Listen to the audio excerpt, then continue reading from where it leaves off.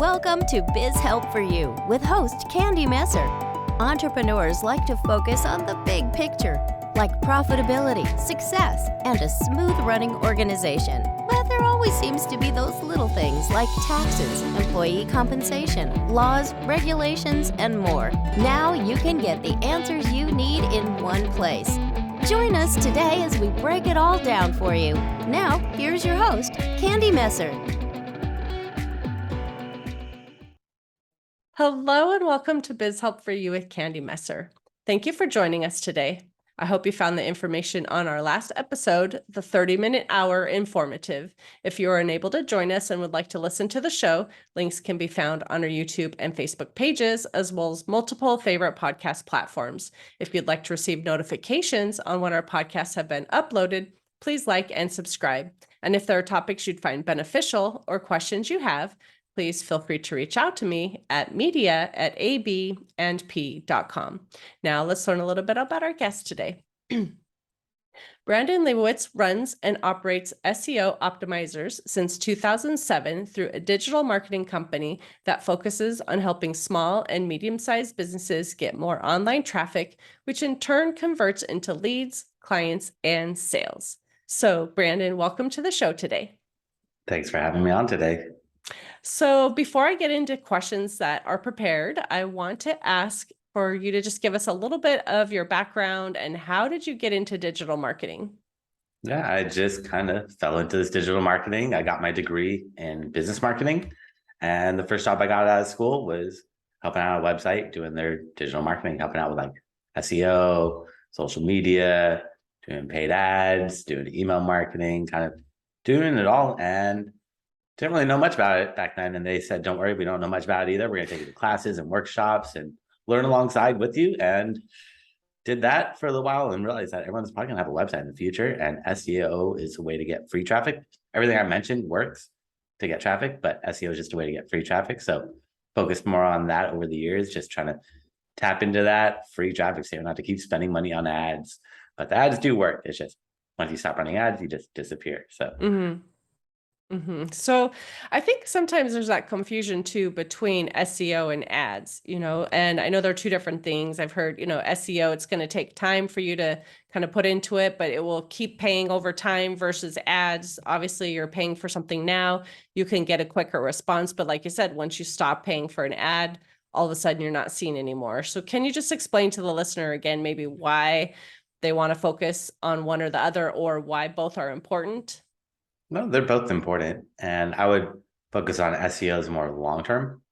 That way you're not paying for every single click for indefinitely. Because if you're just running ads, you're gonna have to pay every time someone goes to your website. Every time someone clicks on your ad, you're paying Google a certain amount, where it could be 10 cents, it could be 50 cents per click, it could be $1 per click, it could be $5 per click, $50 per click, $100 per click. So it adds up very fast.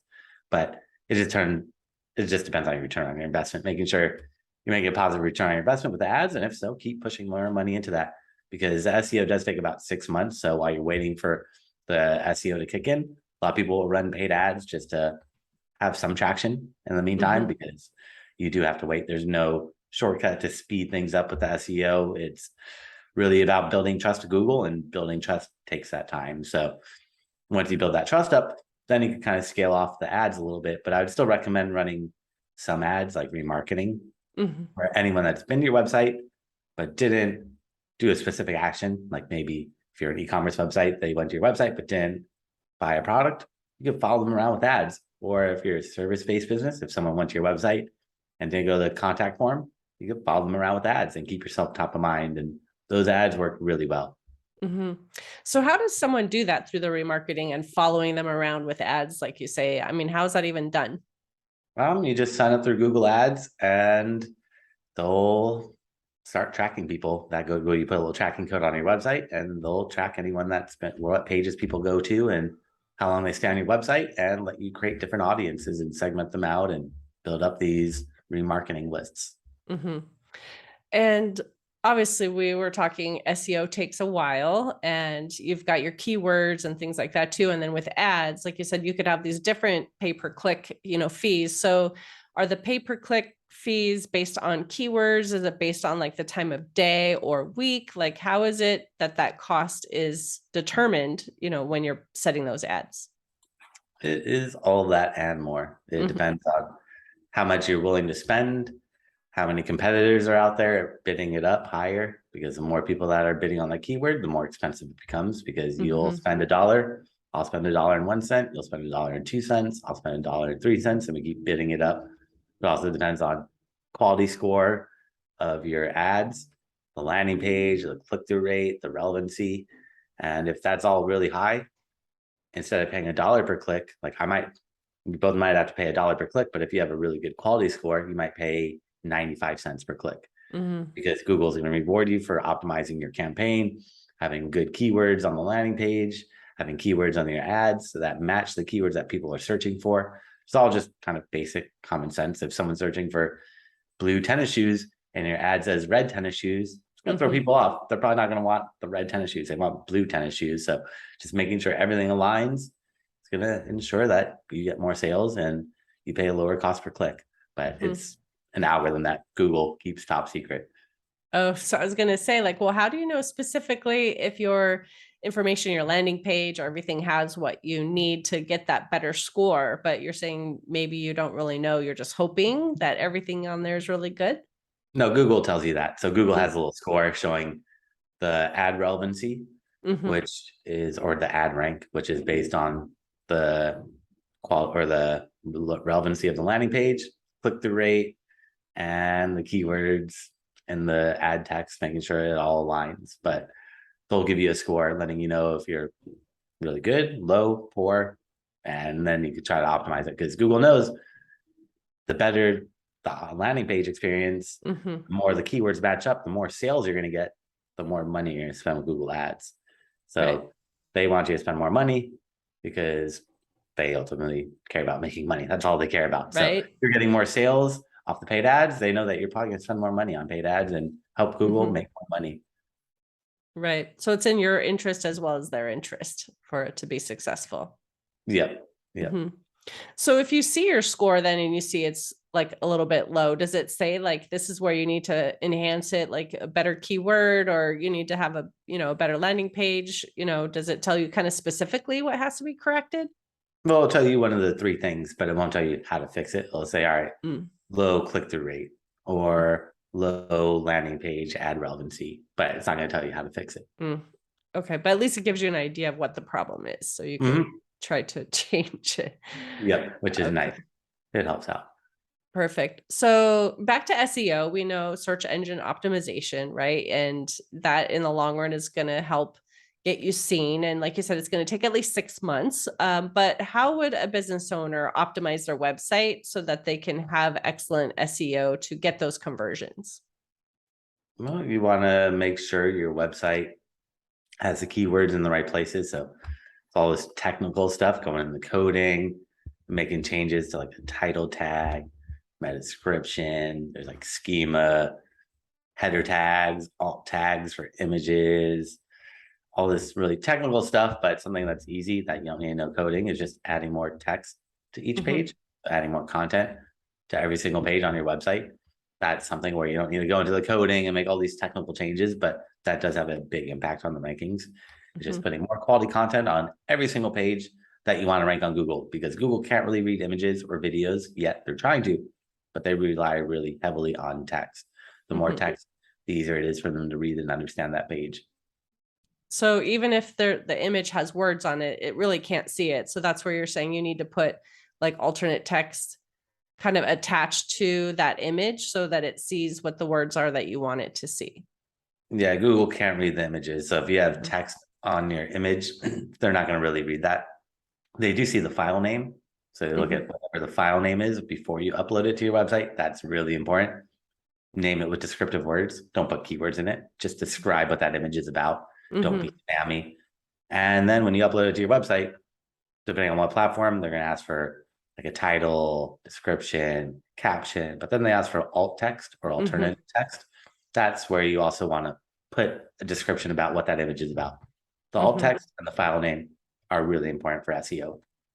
Okay, that's good to know. So if someone has a blog and they want to attach the image, it's not good enough just to upload the image and have it there. You need to go in and add these extra words so that Google sees basically what it is.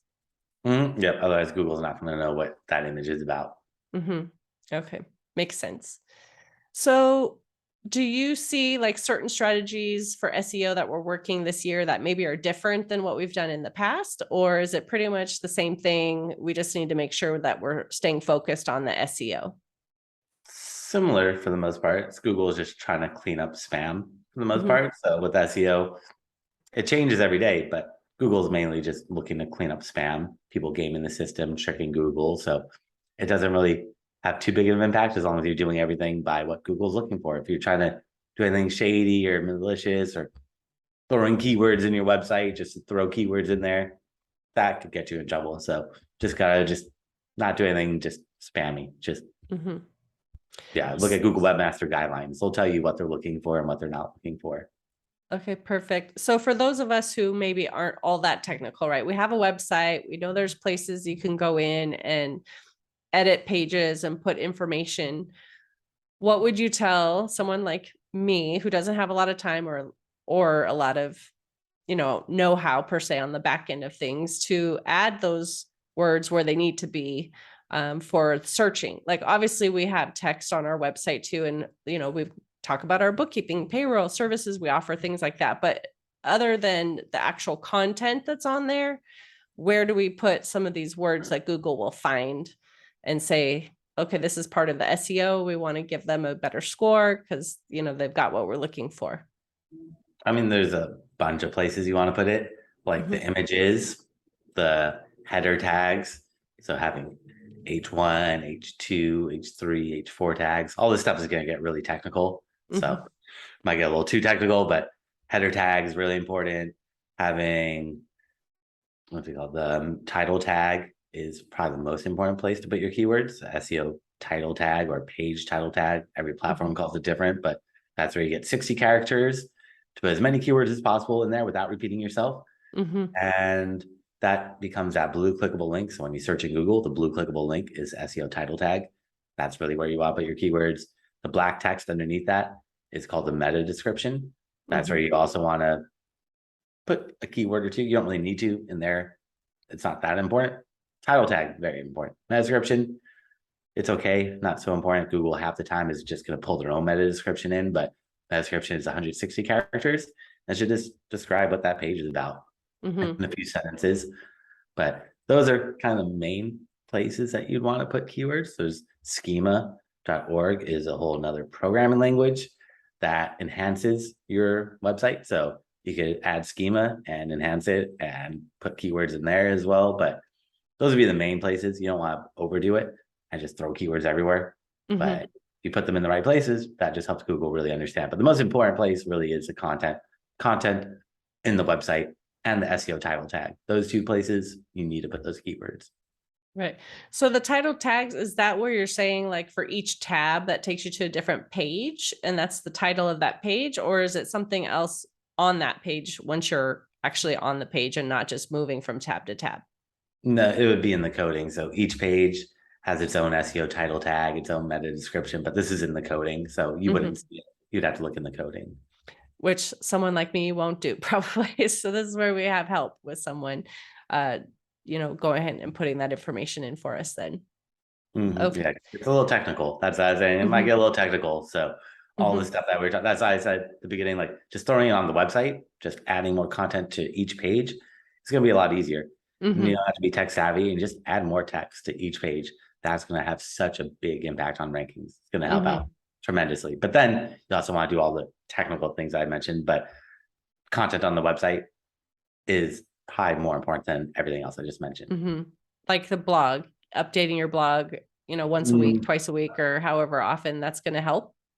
Kind of. So I mean, like content on the pages. So content on your homepage, if you're a service-based business, every page that lists the different services needs text, about 400 words or more of content per page. So every service that you offer should have its own page with 400 words or more of content. If you're an e-commerce website, it's going to be tough to write 400 words of content for every product. So we look at the categories. So that's why you have to have a good structure and hierarchy of your website and categorize it in a way that makes sense. But then each category page should have about 400 words of content on it. And then also you want to blog. I'd say blog on your website once a month. That's sufficient. Blogging is good, but blogging on your website doesn't do as much as blogging on other people's websites to build backlinks, because backlinks are what ranks websites. Without backlinks, everything I just mentioned is not going to work, because Google doesn't trust anybody. Google looks at every website and says, how do we trust you? Because we don't believe you are who you say you are. The way to build trust up is by getting other websites to talk about you. The more websites that talk about you, the more trust Google's going to give to you. And then they look at the keywords on your website to figure out what to rank you for. But it doesn't work the other way around. Without backlinks, you're not going to be able to rank on Google, because Google's whole algorithm started based off backlinks. It's still heavily based off backlinks. So what is a backlink? Like, if you're reading an article on the LA Times, and in there it says Brandon Leibowitz, and you click on it and it goes to my website, I would be getting a backlink from the LA Times. So the more websites that mention you, the more trust Google's going to give to you. And then they'll look at those keywords to figure out what to rank you for. Okay, perfect. So speaking of keywords, how does somebody know which keywords specifically to use? I mean, some things are obvious, like for me, bookkeeping and payroll are going to be two of the keywords because those are the services we offer. But how does someone know what they should be using? Do they also put in, maybe if someone might misspell a word like bookkeeping, they might not put in the BOOKKEE, do you put in one that's purposely misspelled because someone might misspell it? Like, what are the kinds of things that you do when you're trying to figure out what keywords to use? Yeah, I'd probably avoid misspellings. In the past, that would work, but nowadays Google is able to pick up on people misspelling words and will put the proper one in there for you. So if you search on Google and you misspell something, Google's automatically going to correct it and search for the proper spelling most of the time. But also Google looks at your website too. And if all your content has a bunch of misspellings, that's a bad signal to Google that this content is not the highest quality. So I would avoid that. It used to work in the past, but nowadays you don't need to worry about that. But there's a lot of different ways to do keyword research. I mean, one good way is, well, make a list of, so what you want to do is make a list of as many keywords as possible that you want to rank for. And then we throw them into different tools to see how many people actually search for that keyword every single month, to make sure, do people search for this keyword? Or maybe people don't search for this keyword. Maybe people will search for a synonym or a or plural version of it, or some other industry jargon that you might not have heard of before. But an easy way to do keyword research is just quickly go to Google and search for your keywords to use on that first page of Google, not the ads, skip over the ads, but look at the blue clickable link on that first page of Google. And that's the SEO title tag that I was talking about earlier, where you want to put your keywords. That's where everyone else is putting their keywords. That's how you can quickly find your competitors without having to go into the coding. It's just search in Google for your keyword to use on that first page of Google, and look at the blue clickable link. Make note of that and see what keywords they're using in there. Are they all using the plural version? Maybe you should use a plural version of a keyword, or are they using a different word that you might not have thought of? And just make a note of all these words. Then you make a list of all of them, throw them into different tools. The best tool is probably the free tool, which is the Google Keyword Planner. It's from Google. I'll show you how many people actually search for that keyword every single month. Then you can figure out, is this a good keyword? Or maybe I should use a different variation, because singulars versus plurals are going to get different search volume. One might get, like, might search for like SEO class, might get 500 people searching for it every single month.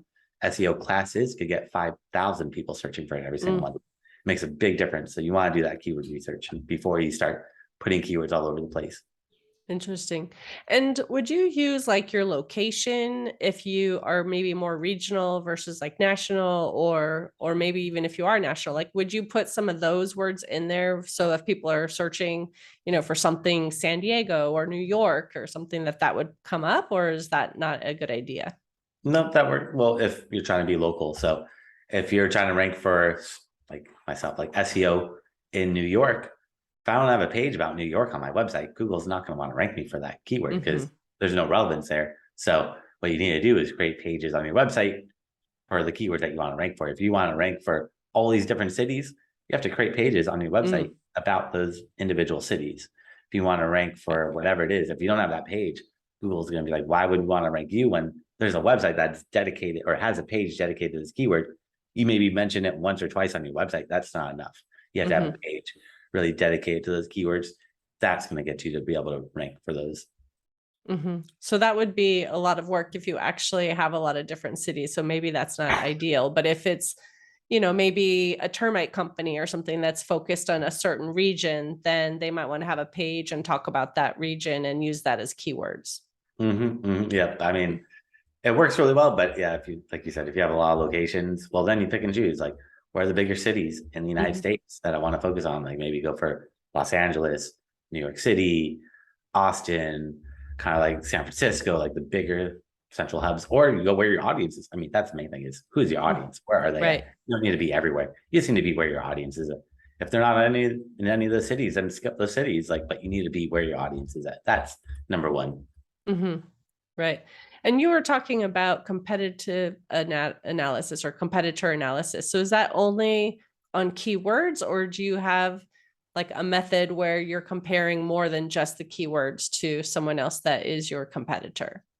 So luckily with digital marketing, well, with SEO, I could see everything you're doing. You could see everything I'm doing. I could see all the SEO you've done to your website, looking at the coding, but then I could see all the backlinks using different tools such as 𝐻REFs or Moz or SEMrush. These are all paid tools, but they'll show you all of your competitors' backlinks.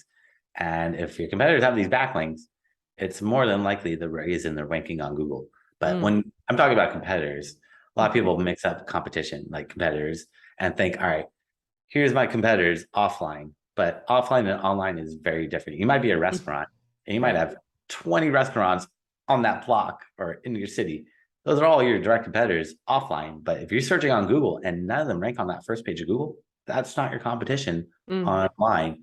Whoever's on that first page of Google, that's your competition. Even if it's not another restaurant, even if it's like a Yelp, or let's say a Wikipedia is ranking up there, that's not your direct competitor, but they are ranking on that first page of Google. That's your competition online. So online and offline, you gotta make sure you just really understand the difference, because a lot of times people come to me saying, all right, here's all my competitors. I'm looking, I'm like, these people don't rank for any keywords. They don't have any SEO that's been done to their website. They might be direct competitors offline, but online, they don't have any SEO value. So backlinks are really what shows me everything. And those tools, 𝐻REFs, Moz, or SEMrush, you just pick one of them, but they'll show you everything you could need to know about your competitors. I mean, you could look at Google's backlinks, you could look at any website's backlinks and see their strategy. Okay, that's great. So let's transition to talking about social media too, because I know the topic is going to be about SEO and ads and social media. I haven't asked you anything about that yet, but how can our listeners use social media to better attract prospects? So social, it just kind of, like I said earlier, like it's just understanding, is your audience on social media?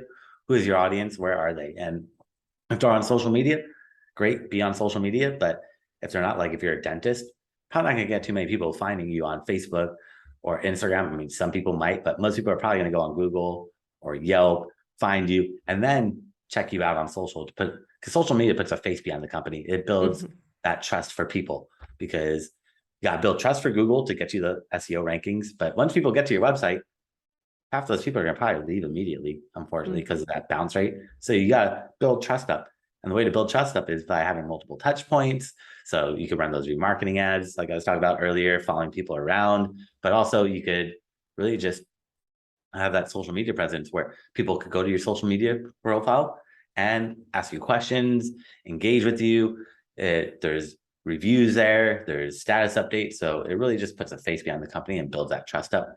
It does work for some industries really well, like for sports, news, kind of music, stuff like that could go or works really, really well on social. But it's just understanding who your audience is and where are they going to be looking for you for your product or service or for whatever you're offering. And how does someone determine what is the correct spot for them, right? Is it LinkedIn, or is it Facebook or Twitter or Instagram or TikTok? Or, there's so many things that you hear you should be on this one, and there's just too many for, business owners to be on. And so how do they pick and choose, or how can they determine where their ideal customer is? Yeah, that one is also a little tricky, where you just got to take a step back, put yourself in the user's point of view. If you're looking for your proctor service, where would you go?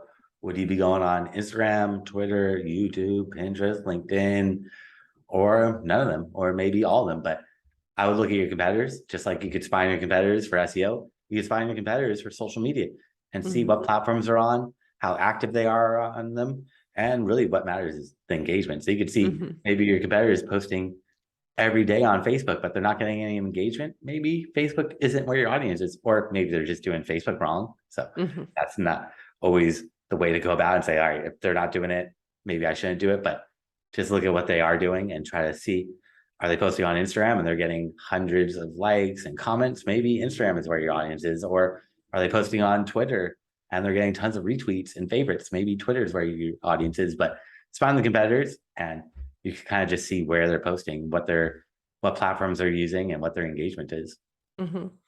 And what do you say to someone who maybe they're thinking, like you used a dentist as an example earlier before too, and saying social media may not be, the spot for them, but let's say that they are getting some engagement because they're posting, tips or articles or things, but they're working all day, right? And so do they have someone else help kind of manage and respond, or do they do it later in the evening? And if they do have someone else helping, do they make it obvious, like, okay, we have someone who's stepping in and helping, or do they do it under the company? Like, how would you recommend someone handle some of that engagement, and whether they should be doing it on their own or having some help?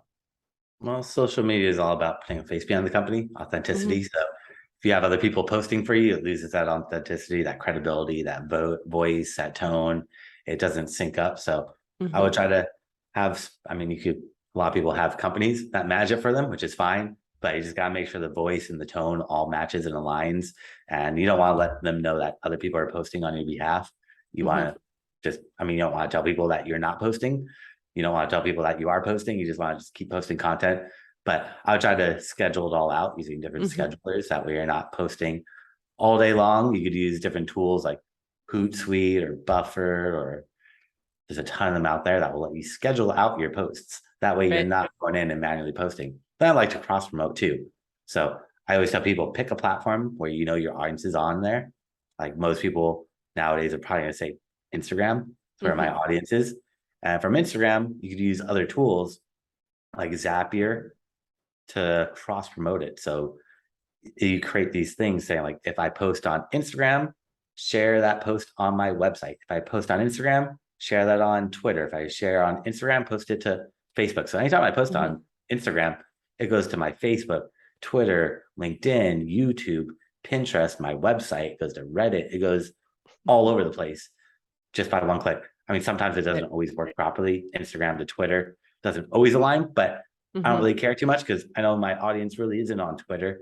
So just keeping my Twitter profile somewhat updated just helps it stay updated instead of having to go in and manually tweet every single day, because I know that's not where my audience is at.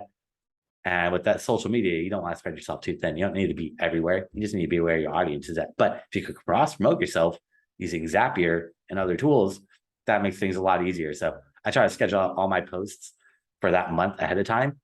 And then it auto posts using the scheduling tools. And then I cross promotes all those platforms. So all I have to do is go in there and respond to comments, look at messages. And if there's anything topical that I want to post, I could share that. But other than that, you kind of just set it and forget it. You have to sit down initially at the beginning of the month, put that time in. But after that, you can just set it and forget it and just focus on more important things. Right. And I know we talked about the pay per click. What about social media advertising? Do you recommend that? And about how much might that cost them? Social media is going to be a little bit cheaper in terms of the cost per click because you're getting lower quality traffic. So social, you're interrupting people based off patterns or behaviors, but that doesn't mean they want to use your product or service or care about you at that moment. They might have done it in the past, or they might want to in the future, but doesn't mean they actively want to right now. So social does work. It's just, if you're running paid ads, I would say probably Google ads are going to be a little bit better just because people are searching. They're showing intent at that moment to actively looking for your product or service, versus social, you're kind of interrupting people. They both work. It's just different intent. So it's just playing around and seeing what's going to work better. Is your audience on social, or are they going to be on Google? Where are they going to be at? But I would just test everything. You never know what's going to work until you try it out. But for the most part, I've seen better results with Google ads. It's a little bit more expensive, but you get higher quality traffic. Right. Well, it's a good point. Like you said, if they're actually actively searching for something versus you're just popping up in front of somebody. So that was great insight. But I do know we're getting close to the end of the time that we have for our episode today. So I do want to ask if you have an offer that you would like to share with the listeners and how they can connect with you. Yeah. So for everyone that's listening, I created a special gift for them on my website. If they go to SEOoptimizers.com, that's SEOoptimizers.com/gift. They can find that gift there along with my contact information. And I do a lot of classes. I put those classes up there as well, all for free. So that if they want to learn more about SEO or all aspects of digital marketing, I've put a ton of classes up there and courses for them to learn more and get in contact with me from there. Perfect. Well, thank you, Brandon, for being a guest on my show today and sharing your expertise on this topic. I really appreciate it. Yeah, thanks for having me on today. And I want to thank the listener also for tuning in. I hope you found this topic interesting and it answered some questions about SEO, social media marketing, and Google Ads. If you have any additional questions or comments, be sure to reach out to Brandon or send us a message at media@𝐴𝐵&P.com. And would you please share our show information with those you know and leave a review? I'd really appreciate your support. I hope you can join us for our next episode, 3 strategies to attract and retain today's employees. And please remember, you can connect with us on Twitter, Facebook, and LinkedIn. And my website is 𝐴𝐵&P.com. You can also find the podcast posted on multiple favorite podcast platforms, including iTunes, Google, TuneIn, Stitcher, iHeartRadio, and Spotify. Until next time, have a great day. Thank you for listening to Biz Help for You. Please join your host, Candy Messer, again next time. Have a terrific day.